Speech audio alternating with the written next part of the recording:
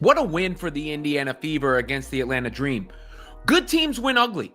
And that was what was most impressive to me about the Fever's performance against the Dream. You know, there'll be the big talked about moment, Ryan Howard, Caitlin Clark jawing back and forth. But there's another example, right? Clark in that moment saying, I'm not scared of you. You know, I'm not afraid. Then giving her a sarcastic thumbs up. The heat around Caitlin Clark has officially boiled over. After yet another intense game where Clark clashed on court, this time with Ryan Howard, social media erupted. But what's truly blowing up now isn't just the footage, it's the narrative. On one side, people are saying Caitlin Clark is being targeted, bullied, and disrespected. On the other, critics are tired of what they see as constant protection and coddling. And in the middle of this firestorm, Jemele Hill. The former ESPN host jumped into the chaos, calling for an end to what she described as excessive hate and toxic coverage of Clark. But instead of calming the storm, Hill's comments ignited a wildfire of debate. Are we witnessing fierce competition? Or something more personal, more dangerous, and more political? Let's dive deep. Every time Caitlin Clark steps on the court, she's not just playing basketball, she's creating headlines. Whether it's a hard foul, a shove, or a simple trash talk moment, the reaction is instant and explosive. Why? Because Clark isn't just another rookie. She's a brand, a phenomenon, a lightning rod. From her record-breaking NCAA career to her explosive WNBA debut, Clark came into this league with a target on her back. And it's only getting bigger. But here's the twist. Some people say she's earning that target. Others say she's being unfairly targeted. Every minor conflict turns into a debate. Every game moment becomes a culture war. So Ryan Howard he was fouling Caitlin Clark the whole game, and is going into Caitlin Clark coming back to Ryan Howard. I'm not scared of you. Saying that. And it's funny where it's like, people like these players hate each other. Like, Caitlin Clark and Ryan Howard have played on national team. And that's why Jemele Hill's comment cut through the noise. Because it wasn't just about basketball. It was about what Clark represents in today's game. When Jemele Hill said, "We need to stop this," she wasn't just defending Caitlin Clark. She was calling out what she sees as a disturbing pattern. The over-analysis, the overreaction, the non-stop narratives built around every moment Clark is involved in. According to Hill, this isn't about favoritism, it's about perspective. She believes Clark is being turned into a cultural punching bag, with people either glorifying her or vilifying her to fit their own agenda. And Hill didn't back down. She pointed the finger not just at fans, but at media voices who keep implying Clark is being hunted on court. Yeah, I think we're just focused on ourselves. You know, you prepare every single night. I think that's the great thing about this league. And also, you know, you play and then you have a day and then you play again, and then you have a day and you play again. You have to be able to flush things really fast. You can't get too high, you can't get too low. You just got to stay right in the middle. So that's going to be the challenge for our group, you know, build from it, appreciate how we came out here and really played and competed tonight. But also, like, I felt like, you know, I know we put up 93 points and still won by 30, but I felt like there was a lot of ways for us to still improve. And that's what's exciting too. Like, you know, and I think everybody's still hungry to go back to work and get better. It's just competition, she said. Don't do this to men either. But the response? Divided. Some called Hill brave for defending Clark in a moment of public backlash. Others accused her of missing the point, saying Clark gets more protection and praise than anyone else. Either way, Hill's statement made one thing clear. This debate is far from over. The word targeted has become the lightning rod in this entire debate. Is Caitlin Clark being targeted by other players on the court? Or is she just playing in a league where elite athletes go at each other without apology? The argument isn't as simple as people want it to be, and that's why this narrative is blowing up across every platform. When Jason McIntyre suggested Clark was being targeted, it sparked a wave of opinions. On one side, fans felt that the physicality Clark faces game after game, whether it's Angel Reese shoving her or Ryan Howard bodying her, goes beyond normal play. On the other side, people including Jemele Hill pushed back hard. Her take? This is standard basketball, nothing more. And calling it targeting makes it sound like Clark is a victim instead of a competitor. Think about this. Is it really targeting when a top player gets physical treatment? That's what happens in pro sports. LeBron James takes contact every time he drives to the rim. Steph Curry gets hammered coming off screens. Aja Wilson gets double-teamed, fouled, shoved, all of it. That's not disrespect. That's what happens when you're a star. People come for you. That's how the game works. But with Caitlin Clark, every shove becomes a story. Every hard foul becomes an incident. That's the real issue Hill was getting at. The media and fans are creating a separate standard for Clark. When she gets physical, it's feisty. When others respond, it's aggressive or thuggish. That double standard is what Hill and a lot of WNBA players are tired of. There's also the unspoken racial dynamic here that no one wants to confront openly.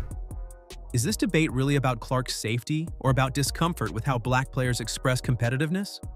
Because when Angel Reese celebrates, it's arrogant. When Clark celebrates, it's confidence. They're going to make this rivalry come back, this manufactured rivalry, which, by the way, you guys, the Indiana Fever beat the Sky by nearly 40 points. They won 93-58. That double standard has existed long before Clark entered the league, but now it's being amplified by her spotlight. So, is she being targeted? Or is she just being treated like every other elite player in a league full of hungry competitors? That's the question. And depending on who you ask, you'll get a very different answer. But one thing is clear, this conversation has gone far beyond the hardwood. What used to be a post-game highlight or a stat comparison is now a full-blown social media war zone. One hard foul, one stare down, one phrase uttered during a scuffle, and the internet explodes. And nobody's facing that explosion more than Caitlin Clark. What should be normal, physical basketball moments now spiral into national debates overnight. That's the new normal, and it's toxic. When Clark got into it with Ryan Howard, the clip went viral in minutes. Regular season is here, and we have no more time for flirting, folks. We have no more time. It's time to get serious about our business. And Caitlin Clark handled her business game 1. 20, 10, and 10. 20, 10, and 10. Caitlin Clark and the Indiana Fever, what do the kids say? Belt to ass. Oh yeah. La cucaracha, la cucaracha. Indiana Fever destroy, obliterate, run out of the gym the Chicago Sky. 93-58. Not because it was something wild, because it was her. The comment, "I'm not afraid of you," became a trending quote. But let's be honest, if any other player said that, it wouldn't have made a ripple. The viral wave only hit because it was Caitlin Clark, and that proves the point Jemele Hill made. Clark's fame has made everything she does seem bigger than it actually is. Even routine physical plays get exaggerated under the microscope. That microscope isn't just distorting the game, it's creating a false reality. Fans now expect WNBA players to either protect or punish Clark. There's no middle ground. If someone fouls her hard, it's instantly labeled a statement. If someone helps her up, it's respect. And when a player pushes back against the Clark narrative, they're called bitter or jealous. These extremes are dangerous. Social media thrives on conflict, not context. It doesn't care about game strategy or rivalries or years of competitive history. It just wants the next viral clip. And Clark, knowingly or not, has become the center of that ecosystem. Her fame is feeding a machine that's way bigger than basketball. Rivalry is great for sport. Like, I understand that. I grew up loving rivalries. Like, I grew up in Iowa, Iowa State. That's like a pro matchup in the state of Iowa. Like, I understand that. Or whether it was my high school team, like, I still hate our rival high school, Valley High School. Sorry, I'm sure there's a lot of people from Valley High School that love me and support me now. I appreciate that, and I appreciate you guys, but I wasn't your biggest fan. I didn't like the Tigers growing up, so my parents, my grandfather was the football coach growing up, and Valley was our biggest rival. It was the biggest class in Iowa, and I was taught to, growing up, if we were driving by the high school, to hold my breath because I couldn't breathe that air. And it's devouring nuance in the process. Even players aren't safe from the fallout. Angel Reese, Ryan Howard, Chennedy Carter. These athletes are now being dissected by people who don't even watch the games. They're being labeled as villains simply for playing hard. And that's the dark side of the attention Clark brings. It's not her fault, but it's her reality. Jemele Hill saw this spiral happening and tried to step in, but by then, the internet had already taken sides. And that's the real tragedy. We're not watching basketball anymore. We're watching narratives fight each other online. Caitlin Clark didn't just join the WNBA, she stormed into it like a tidal wave.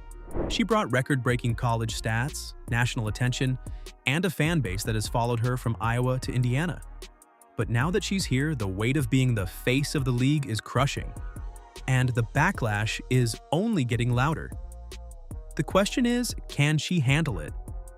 Being the face of a pro sports league isn't about highlights and endorsements. It's about resilience. It's about taking the boos with the cheers.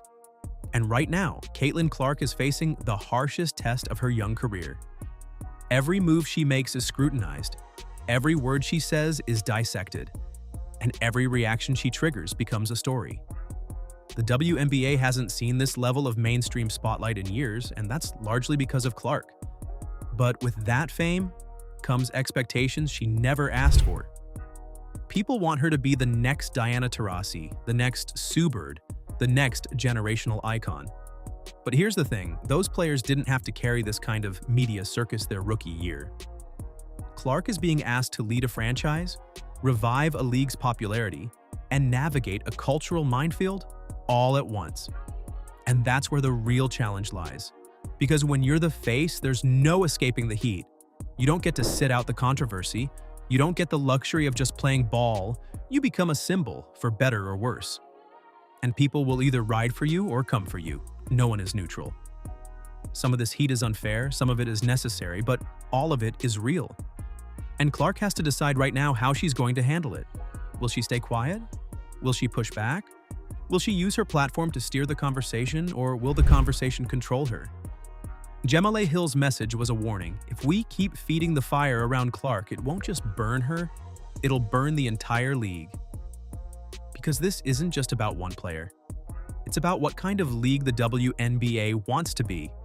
One where stars are lifted up, or torn down the second they show emotion. So yes, Caitlin Clark is the face. But now comes the hard part, surviving everything that comes with it.